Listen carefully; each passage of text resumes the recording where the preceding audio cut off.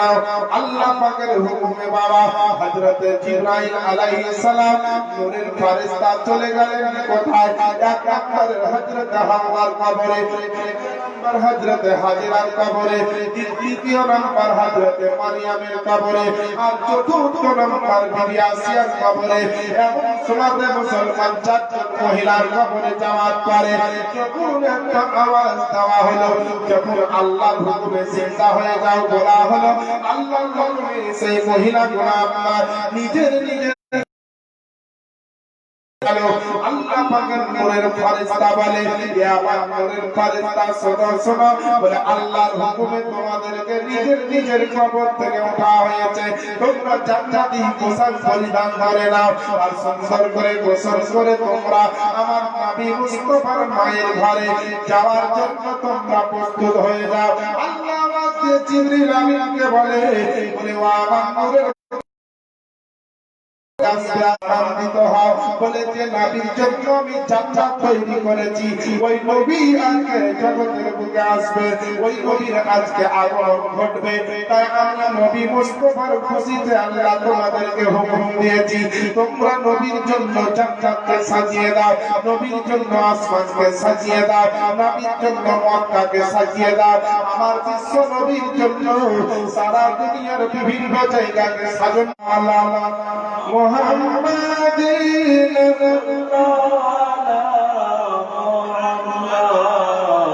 हरदम सुभाना कालो कागनबे मोहम्मद हरदम सुभाना कालो शफीआना मोहम्मद सल्लल्लाहु अलैहि वसल्लम। আল্লাহ পাকের দয়ার নবীর জন্য আল্লাহ পাক বলে সারা পৃথিবীটাকে আমার নবীর জন্য একটা প্যান্ডেল বানিয়ে দাও, আর মক্কাকে আমার নবীর জন্য স্টেজ বানিয়ে দাও। সারা দুনিয়াকে জান্নাতের ফেরেশতারা, আসমানের ফেরেশতারা এসে জান্নাতের যে আপনার সুগন্ধিত আতর, জান্নাতের আপনার খুশবুদার আতর বিশ্ব নবীর মায়ের বাড়ির চারিপাশে আপনার ছিটিয়ে দেওয়া হলো। নবীর মায়ের ঘর ওর আবার একটাই, ওর জীবনে একটাই ছেলে, ওর বাপ বলছে কবে আছি কবে হয়তো মরে যাবো, তাই একটাই ছেলে, ছেলেটার বিয়েটা দিয়ে একটা জায়গাতে বিয়ে ঠিক হয়েছে। তো বিয়ে যেদিন ঠিক হয়ে গেল তারপরে ওর বাপ ওর ছেলেকে বলছেন, দেখ রে বাবা, আমি হচ্ছি তোর বাপ, আর এলাকায় আমাকে এক নামে চিনে আর এত পরিচিত আমার নাম ডাকটা আছে, তো বিয়ে করতে যাবি যাস কি কোন রকমের সালাম দিয়ে বসবি। ছেলেটা পড়ে গেছে বিপদ, যে আল্লাহ আমি তো জীবনে কোনোদিন কাউকে সালাম দেইনি, আর আমাকেও কেউ কোনোদিন সালাম দেয়নি, তো সালাম দিব তো দিব কেমন করে? সকালবেলায় খুব বিপদে পড়ে গেছি, বাঁচার মতো কেন না, তো কালকে আমার বিয়ে আর আমার মাহফিলে গিয়ে সালাম দিতে হবে, তো সালাম দেওয়াটা শিখা। মৌলভী সাহেব, হারে পাগলা, তোর বিয়ে করার মতো বয়স হয়ে গেছে কিন্তু সালাম দেওয়াটা এখনো শিখিসনি? আরে সালাম দেওয়াটা কোনো বড় ব্যাপার হলে যাবি গিয়ে বলবে আপনাদের সবাইকে আসসালামু আলাইকুম, বাস সালাম হয়ে গেল। বলছে এই কথা, হ্যাঁ হয়েছে, তাহলে ঠিক আছে। সারাদিন সারা রাত কিন্তু সেদিন সালাম মুখস্থ করেছে যে কাল বিয়ে করতে গিয়ে তো সালাম দিতে হবে, সালামটা মুখস্থ করে তারপরে দিন এবার বিয়ে করতে গেছে। সকাল থেকে দুপুরের আগে পর্যন্ত নাস্তা টিফিন যত যা খাওয়া ভালো মন্দ সব খেয়েছে। এবার বাবা জোহরের নামাজের পরে ইমাম সাহেব খুতবার বই আর কাবিল নামার বই নিয়ে বিয়ে পড়ে দিয়েছে। আর বিয়ে পড়ার সময় দেখিয়ে বেশিরভাগই মান্যগণ্য মুরুব্বি লোকরাই মাহফিলে থাকে। এই ছেলে চ্যাংড়া ছন্দু ছেলে মিলে নাও যাওয়ার ভাইরা বিহার মাহফিলে খুব কম বসে যেখানে বিয়ে পড়ে, ওই দুই একটা বরযাত্রী বন্ধু বান্ধব বসলো, আর বাদ বাকি ওই মান্যগণ্য মুরব্বী লোকগুলাই বসেছে। এবার জামাই জামাই তাড়াতাড়ি ওযু করে এসো, তোমার বিয়ে পড়াবে।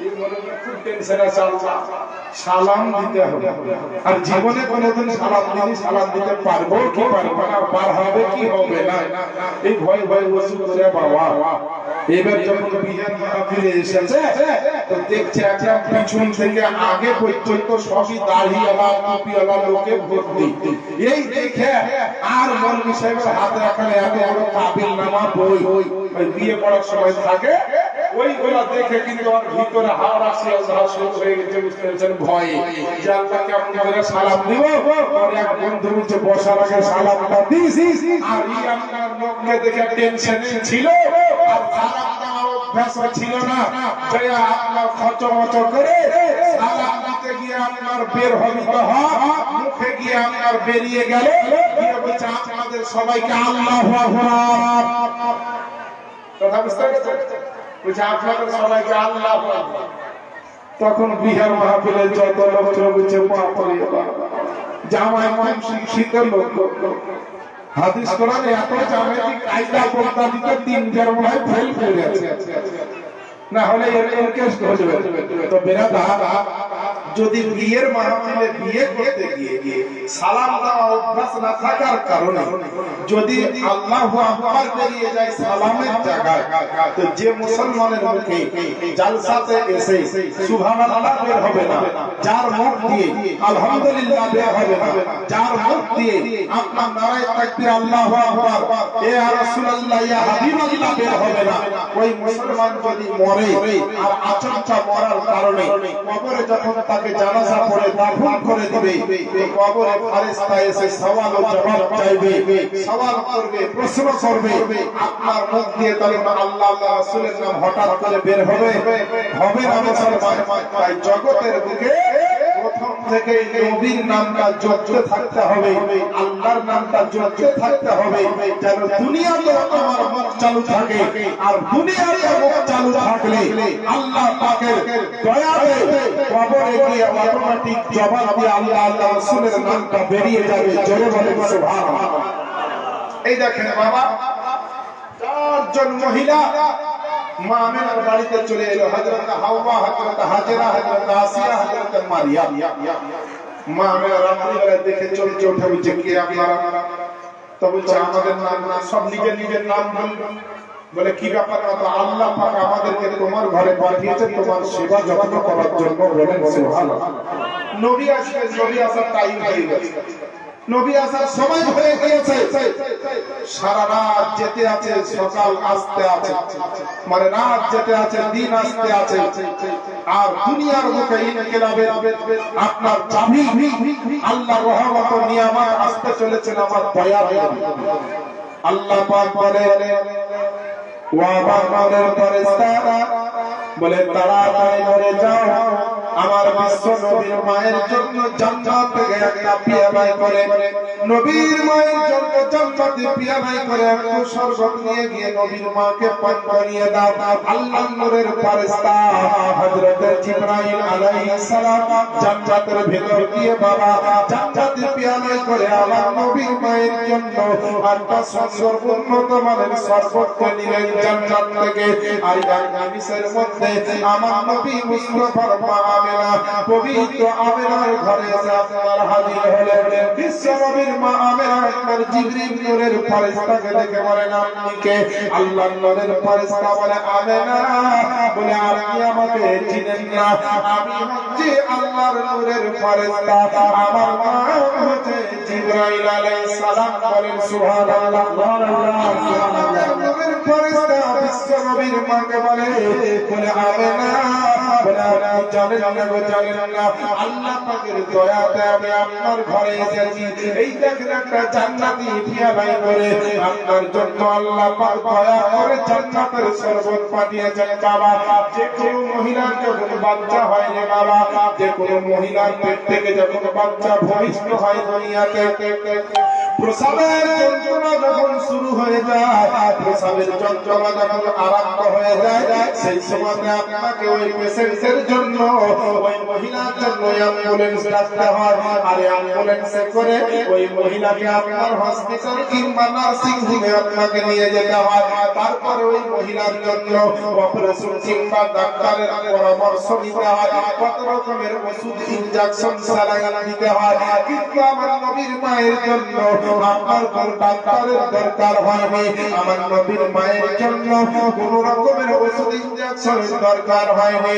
আমার বিশ্ব নবী মায়ের জন্য আল্লাহ পাকের একটা দয়ার এমন রহমত দেওয়া, আপনার জান্নাতের সর্বত আমার নূরের ফেরেশতা এনে আমার বিশ্ব নবীর মাকে আপনার দিল, বলে আমেনা গো আপনি এটা পান করে নেন। আল্লাহ নবীজির মা যেমন আপনার সেই সর্বত গুলোকে বিসমিল্লাহ পাক করে যেমন পান করে নিল, মুসলমান কিতাবের মধ্যে লেখা আছে ওই সর্বত গুলো এত সুস্বাদের সর্বত, ওই সর্বত গুলোর সুন্দর সারা পৃথিবীর মধ্যে আপনার জান্নাতি শরবত করার এমন একটা স্বাদ ছিল যা আপনার দুধের চাইতে সাদা, আর মধুর চাইতে মিষ্টি, আর মিষ্টি আম্বারের চাইতে বেশি খুশবু। ওই শরবত করার ভিতরে আল্লাহ দিয়েছিলেন বিশ্বনবীর মা জননী আমিনা রাদিয়াল্লাহু তাআলা আনহা। যখনই পান করে দিলেন বাবা, আল্লাহর নূরের ফেরেশতা হযরত জিবরিল নূরের ফেরেশতা আল্লাহ পাকের দয়ার নবীর মায়ের সামনে আপনার বড় আদবের সহিত দাঁড়িয়ে গিয়ে, বড় তাজাম ও তাকরীমের সহিত দাঁড়িয়ে গিয়ে আমার বিশ্ব নবীকে আল্লাহর হুকুমে ডাকতে লাগলেন, ইজহারু ইয়া সাইয়্যিদুল মুরসালিন, ইজহারু ইয়া রাহমাতাল লিল আলামিন, ইজহারু ইয়া শাফিয়াল মুজলামিন, ইজহারু ইয়া খাতামান নাবিয়্যিন, ইজহারু ইয়া রাসূলুল্লাহ, ইজহারু ইয়া হাবিবাল্লাহ, ইজহারু ইয়া নূরাম মিন নূরিল্লাহ, ইজহারু ইয়া মুহাম্মদ ইবনে আব্দুল্লাহ। আমার বিশ্ব নবীকে আপনার ডাকতে লাগলো। এইদিকে আপনার রাত সমাপ্ত হতেছিল আর দিন আপনার আরম্ভ হওয়ার সময় শুরু হয়েছিল। সারা মক্কাকে আলোকিত করতে, সারা বিশ্ব জগতে আল্লাহ পাকের পবিত্র ইসলামের ডাকে বাজাতে, দুনিয়ার বুকে মহিলাদের আপনার স্বাধীনতা দিতে, পৃথিবীর জমিনের নাপাককে দূর করতে, পৃথিবীতে আপনার ইনকিলাব ঘটাতে, সারা দুনিয়ার বুকে ইসলামের ডাকা বাজাতে আমার দয়ার নবী রবিউল আউয়াল মাসের 12 তারিখে শুভ সাদিকের সময় সোমবারের দিন মা আমেনা পেটে আস্তে আস্তে করে সে আমেনার বাড়িতে মক্কার জমিনে আমার নবী কদম রাখলেন। বলেন সুবহানাল্লাহ। নবী আমার কদম রাখলেন। নবী আমার কোন নবী? যেমন মা আমিনার ঘরে কদম রেখেছেন আমার নবীজি, তো মা আমিনার ঘরখানা এত আলো হয়েছে আমার নবীর নূরের ঝলকে, নবীর নূরের ঝলকে এত আলো হয়েছে, নবীর নূরের আলোতে এত আলো হয়েছে যে বিশ্ব নবীর মা জননী আপনার বলে আমি এমন নূরের ঝলক দেখতে পেলাম যেন আমার ঘর থেকে মাশরিক থেকে মাগরিব, জুনুব থেকে শামাল, অর্থাৎ মুলকে শামের মহল্লা পর্যন্ত আমার বিশ্ব নবীর মা আমার নবী মুস্তাফার নূরের ঝলকে আপনার দেখতে পেয়েছেন। চলে দেন সুবহানাল্লাহ। নবী দুনিয়ার বুকে এসেছেন, নবীর নূরের এত ঝলক, নবীর নূরের রশ্মিতে আলোতে মা আমেনা বর্ণনা করেন যে ওয়ালাওয়ারা নূরুহু ইলাল মাশরিকি ওয়াল মাগরিব, আমি এমন আলো দেখলাম যেন দুনিয়ার পূর্ব থেকে পশ্চিম আর উত্তর থেকে দক্ষিণ চারি প্রান্তর আমার ছেলের নূরে নূরে আলো আলোকিত হয়ে গেছে। শুধু তাই নয়, আমি আমেনা আমার এই ছোট্ট ঝুপড়ি ঘরের মধ্যে বসে বসে ওই আলোর চমকানিতে, ওই রোশনিতে যেন আমি মুলকে শামের মহল্লা পর্যন্ত দর্শন করেছি। জোরে বলে সুবহানাল্লাহ। মক্কা মদিনা সারা দুনিয়ায় এমন আল্লাহর রহমত, এমন আল্লাহর নিয়ামত সেদিন থেকে শুরু হয়ে গিয়েছে। সবাই বলছে আজকের সকালটা এত সুন্দর কেন, আজকের সকালটা এত ভালো লাগছে কেন, আজকের আবহাওয়াটা এত মিষ্টি মিষ্টি লাগছে কেন, সকালের বাতাসটা আজকে এত রহমতওয়ালা রহমতওয়ালা বাতাস লাগছে কেন। আজকে মক্কায় যেন ইনকিলাব শুরু হয়ে গেছে, কারণটা কি? মদিনাওয়ালা বলছে আজকে কারণটা কি? ভারতবর্ষের মানুষ বলছে কারণটা কি? গোটা বিশ্বের মানুষ বুঝতে পেরেছে যে আজকের সকালটা পৃথিবীর বুকে অন্য সকালের মতো নয়, আজকের সকালটা পুরো আলাদা সকাল।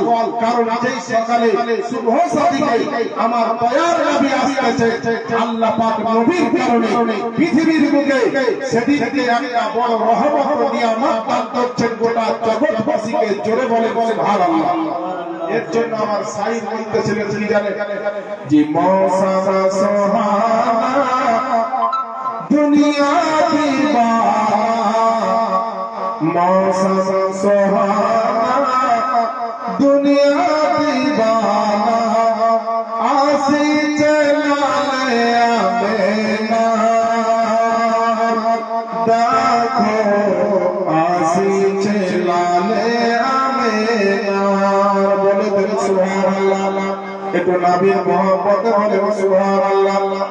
মৌসম সোহানা দুনিয়া দিবানা, মৌসম সোহানা দুনিয়া দিবানা, আসি চলালে আমেনা, দেখো আসি চলালে আমেনা। আরে মক্কাবাসীতে যেই খুশি ও গো নবীর আগমনে,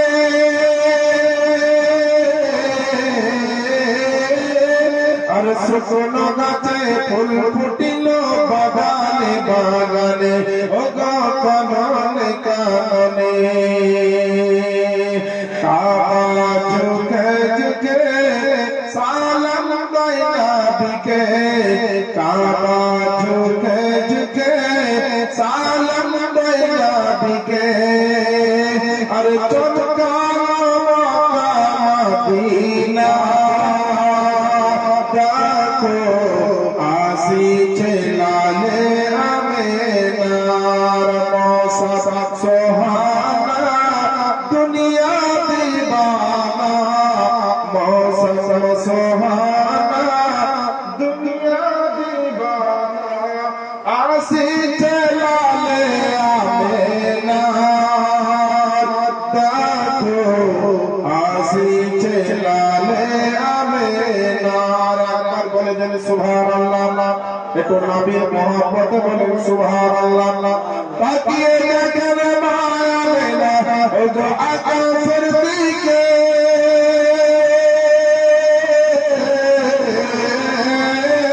আরে হুরগালে মান সালাম জানাই মোর নবীকে। বলেন সুবহানাল্লাহ।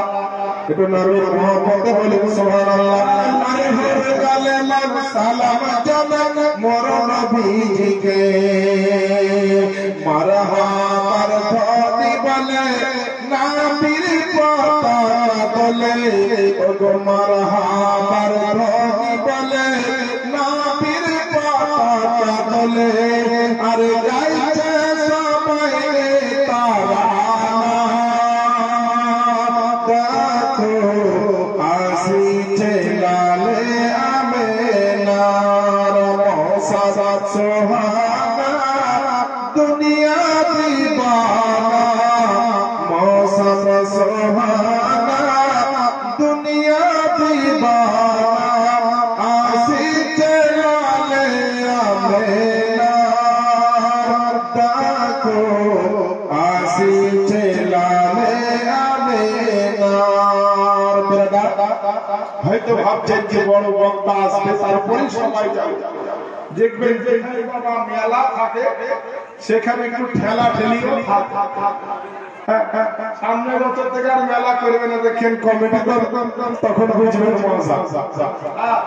আরে মেলা তো ঠেলা পাবে, কিন্তু এই মেলার খেলা বাবা কিয়ামতের ময়দানে তার হিসাব আর এখানে যারা বসে আছেন নবীর মাহফিলে নবীর সম্মানের কথা শুনছেন, নবীর শান শওকতের কথা শুনছেন, হয়তো ভাবছেন আর মৌলবীদের কথা কি শুনবো। এই দাদা, মৌলবী আলেমদের কথা যখন স্টেজে নবীর মাহফিলে হয়, কোন মানুষ যদি শুনতে কম আসে, আল্লাহর কসম নবীর মাহফিলে আল্লাহর অসংখ্য রহমতের ফেরেশতা আছে। একটু জোরে বলেন সুবহানাল্লাহ। একটু বড় ভাগ্যবান আপনারা আজকে নবীর মাহফিলে। আচ্ছা জি, আর মাত্র 5 মিনিট 5টা কথা বলবো বাবা।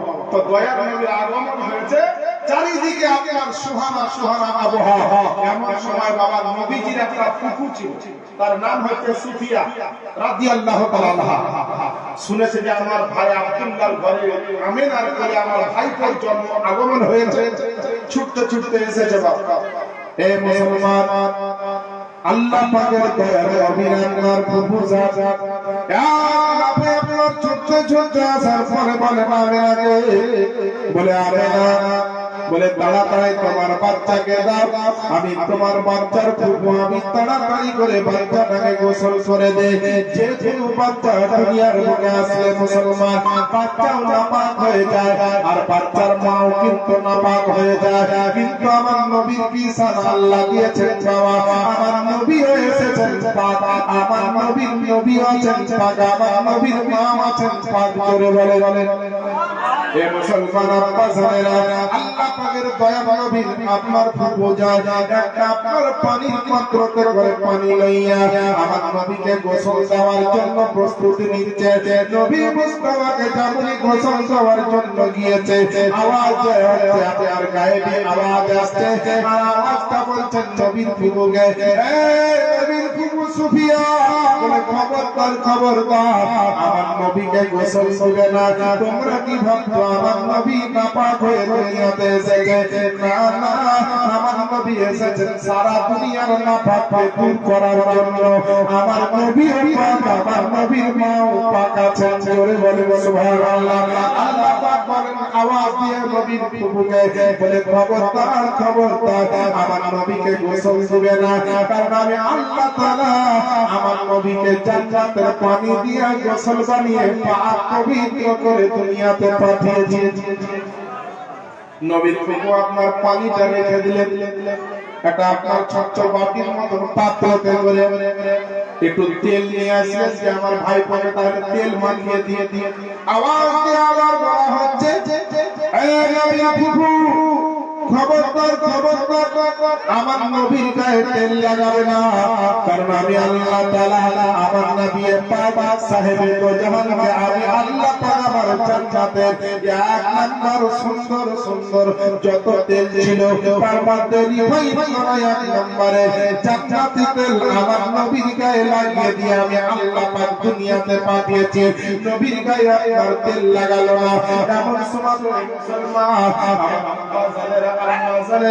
এমন সময় নবীজির ফুফু আমার একটু কাজল নিয়ে নবীজির চোখে লাগাতে গেল, আওয়াজ দিয়ে আল্লাহ জানিয়ে দিল, এই নবীর ফুফু খবরদার খবরদার, আমার নবীর চোখে কাজল লাগাবে না, আমার নবীর চোখে কাজলের দরকার নাই, কারণ আমি আল্লাহ তাআলা আমার জান্নাতের এক নাম্বার সুরমাখানা আমি আমার নবীজির চোখে লাগিয়ে দিয়ে পৃথিবীর বুকে পাঠিয়েছি।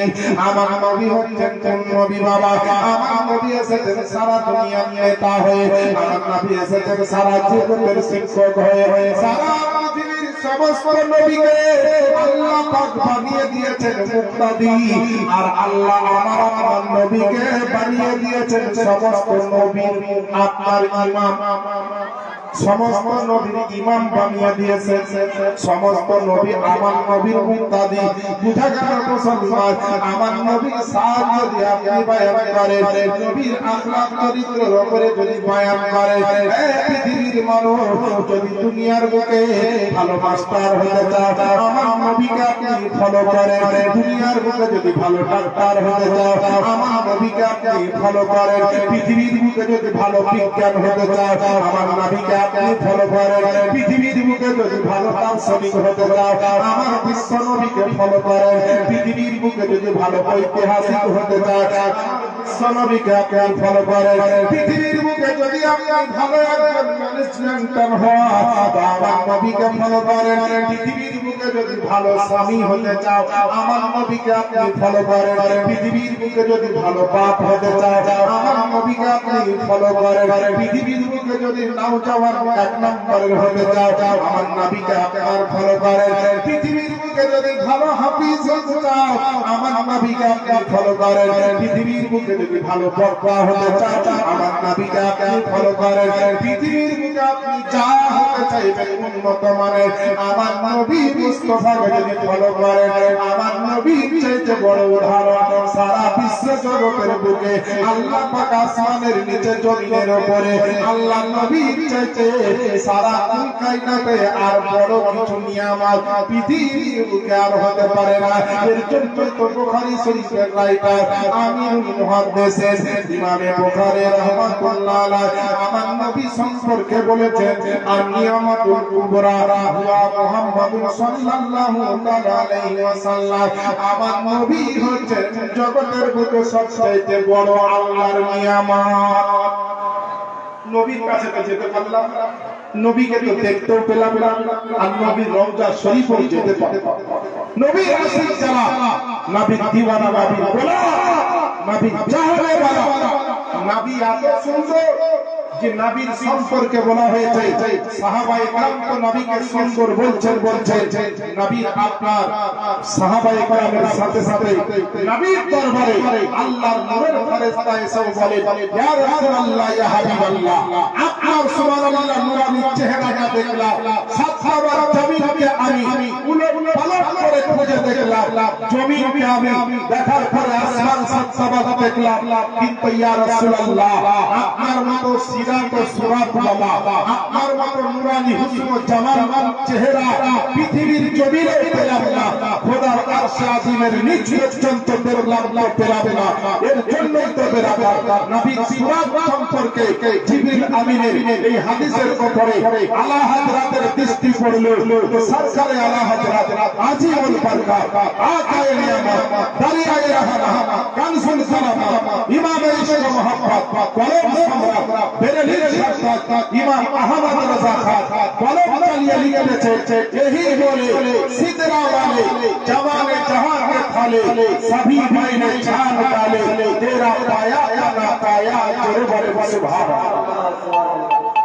আজি জানে মহতরা নবী আগমন করেছেন, নবীকে আসমান থেকে অগণিত ফেরেশতা এসে আমার নবীকে সব দর্শন করছে, সালাম করছে, নবীকে জিয়ারত করছে, দর্শন করছে, সালাম দিচ্ছে, আমার নবীকে দর্শন করছে, করু সালাম দিচ্ছে, দেখ ইনশাআল্লাহুল আজিজ এক বলি এক নাতে রাসূল এক বলি বলে আমার বক্তব্য সমাপ্তি। আপনারা যারা দাঁড়িয়ে আছেন বসে যান, একটা এক বলি শুনতে আর যারা বসে আছেন নবীর মুহাব্বতে বলে দেন সুবহানাল্লাহ, আর একটু জোর লাগিয়ে বলেন সুবহানাল্লাহ। কে যাব দর সে ইতনা হাসি গুম্বদ খজরা হাসি গুম্বদ খজরা হাসি গুম্বদ খজরা। নবীর রওজা শরীফকে অনেক দূর থেকে বলছেন ইয়া রাসূলুল্লাহ আপনার গুম্বদে খাজরাটা এত সুন্দর, এই রাত থেকে যদি এত ভালো লাগে তো আপনার মদিনায় গেলে আপনার গুম্বদে খাজরা আরো কত ভালো লাগবে। এই কথাটা সাইর বলছেন উর্দু জবানে কে জব দৌর সে ইতনা হাসি গুম্বদ খজরা হাসি গুম্বদ খজরা হাসি গুম্বদ খজরা কে জব দৌর সে ইতনা হাসি গুম্বদ খজরা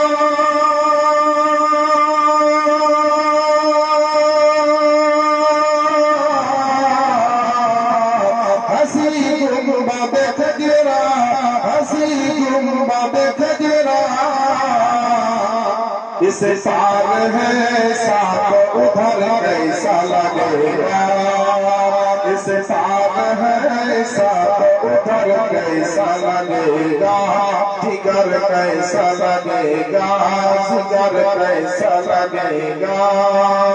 क्या कि आए मुकद्दर से शहीदी मेरे घर, शहीदी मेरे घर, शहीदी मेरे घर।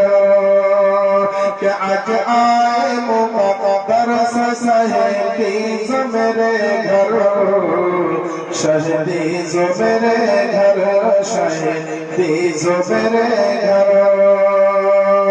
क्या आज आए मुकद्दर से शहीदी मेरे घर,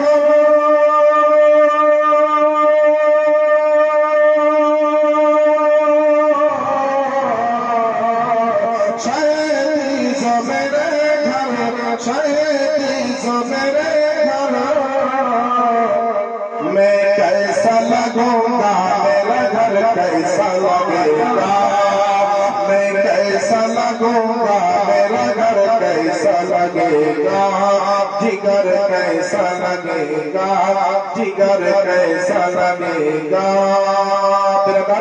কোরআন শরীফ থেকে তুলে ধরেছিলাম, আল্লাহ পাক কোরআনের মধ্যে ঘোষণা দিয়েছেন, ইয়া আইয়ুহাল্লাযীনা আমানু দুখুলু ফিস সিলমি কাফা, হে ঈমানদার বিশ্বাসী বান্দা বরাবর তোমরা পরিপূর্ণভাবে ইসলামের মধ্যে দাখিল হয়ে যাও। ডাক্তারের কাছে এমন যদি পেশেন্ট যায় যার আপনার যত রকমের আপনার সুগার বলেন, হার্টের অসুখ বলেন, কিডনির অসুখ বলেন, হাই প্রেসার বলেন, ডায়াবেটিস বলেন, তারপরে অ্যালার্জি, পায়খানা, জ্বর, সর্দি, জন্ডিস, এই 12-14টা অসুখ যদি কাউকে একসঙ্গে হয় যে ডাক্তারের বাড়ি যায়, তো ডাক্তার কোন অসুখটার ওষুধ দিবে খুঁজে পাবে? ওই রোগীর বাঁচার সম্ভাবনা থাকবে খুব কম, বেরাবে খুব রিস্ক। কারণ যত অসুখ সব হয়ে গেছে, তো সমাজের মানুষ হেদায়েত পাবে কি? মানুষের ভিতরে এত রকমের অসুখ ঢুকেছে, যেমন রোগীকে মেলা রকমের অসুখ হলে ডাক্তার ওষুধ দিতে পারে না, তো সমাজের মানুষকে এত অসুখ হয়ে গেছে, কে নামাজ পড়ে না, কে রোজা করে না, কে হজ করে না, কে যাকাত দেয় না, সব অসুখ। বুঝতে পেরেছেন? কে ওষুধ দেয় না, কে যাকাত দেয় না, কে ফিতরা দেয় না, কে কুরবানি দেয় না, কে হালাল খায় না, কে হারাম খায়, কে চুরি করে, কে ডাকাতি করে, কে জুয়া খেলে, কে সুদ খায়, কে মদ খায়, কত রকমের অসুখ। তো এবার শরীয়তের ডাক্তার তো মৌলভী সাহেবেরা, তো একটা ব্যক্তিকে যদি এতগুলো অসুখ হয়, তো মৌলভী সাহেব কোন অসুখটার ওষুধ দিবে খুঁজে পায়? কারণ যদি একটা দিক খারাপ থাকে তো একটা দিলে বুঝাবে, আর যদি এতগুলো অসুখ সমাজের মানুষকে ধরে ফেলে, যত ইনজেকশন করো বাবা, ওরা ইনজেকশনে কাজ হবে। হালাল রুজি খেতে হবে বাবা, হাদিস কোরআন মোতাবেক চলতে হবে। তবে আপনারা মনের আশা কমাবেন না, ভরসা কমাবেন না, মনকে দুর্বল করবেন না। আল্লাহর উপরে ভরসা রেখে, নবীর উপরে মহব্বত রেখে ভালো কাজে থাকুন, জালসা জুলুস মসজিদ মাদ্রাসার কাজে থাকুন, আহলে সুন্নাত ওয়াল জামাতের উপরে পাহাড়ের মতো শক্ত মজবুত হয়ে স্থির হয়ে দাঁড়িয়ে থাকুন। এই এলাকার স্টেজে যে আলেমগুলো দেখলাম, খুব মন প্রাণ ভরে গেল। তিনাদের সুপরামর্শ অনুযায়ী জীবন যাপন করবে। আমরা তো একদিনকার মেহমান, 1 ঘন্টা 1.5 ঘন্টা বললাম চলে যাবে। এই যে আলেমগুলো দেখছেন, ইনাদেরকে সবসময় পাশে পাবেন, আর সবসময় দরকার ইনাদের সম্মান করবেন, আলেমদের মহব্বত করবেন, আলেমদের কথা শুনবেন। কারণ আলেমদের সম্মান মহব্বত করলে আল্লাহ আল্লাহ রাসূল খুশি হবে। এ বেরাদার দুনিয়াতেও কামিয়াবি হবে, আখিরাতেও কামিয়াবি হবে। আল্লাহ পাকের কাছে দোয়া করি, আল্লাহ যেন আজকের এই পবিত্র জালসাকে কবুল করে নেন, এবং যারা এসেছেন তাদেরকে আল্লাহ যেন মাগফিরাত করেন, ক্ষমা করে দেয়। যে যে ভালো জায়েজ তামান্না নিয়ে এই মাহফিলে এসেছেন, আল্লাহ যেন প্রত্যেকের জায়েজ তামান্নাকে পূর্ণ করেন। আমি সকলের জন্য, এই ধর্মপুর এলাকার মানুষের জন্য দোয়া করব, আপনারাও সকলে আমার জন্য দোয়া করবেন। যাই হোক বেরাদার, জীবনী হচ্ছে কম করে 2 ঘন্টা 2.5 ঘন্টা বললে একটা জীবনী বলা যায়, আর 1 ঘন্টা 1.5 ঘন্টা কিছু হয় না বাবা। কোন দিকে ধরবো আর কোন দিকে ছাড়বো এর কোন একটা ব্যাপার। তো যাই হোক, আমার ফটা ফটা জবান দিয়ে যতটুকু পারলাম বললাম। যদি বলা ও ভাষার মাধ্যমে হয়ে থাকে ভুল ত্রুটি আমি আপনাদের কাছে ক্ষমা প্রার্থী। ওয়া মা আলাইনা ইল্লাল বালাগ ওয়া আখিরু দাওয়ানা আলহামদুলিল্লাহি রাব্বিল আলামিন। আসসালামু আলাইকুম ওয়া রাহমাতুল্লাহি ওয়া বারাকাতুহু।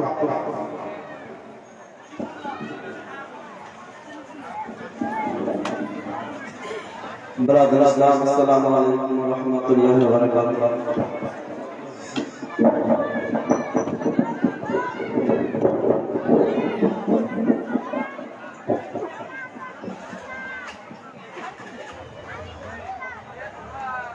তিনি ছিলেন হযরত আল্লামা মাওলানা জিয়াউল মুস্তাফা সাহেব সাগর দেখি। খুব সুন্দর ভাবে হাদিস কোরআন থেকে রাসূলুল্লাহ সাল্লাল্লাহু তাআলা আলাইহি ওয়াসাল্লামের বাণী শোনালেন। ব্রাদার, আমাদেরকে শোনার পর আমল করতে হবে। আমরা কতটা আমল করছি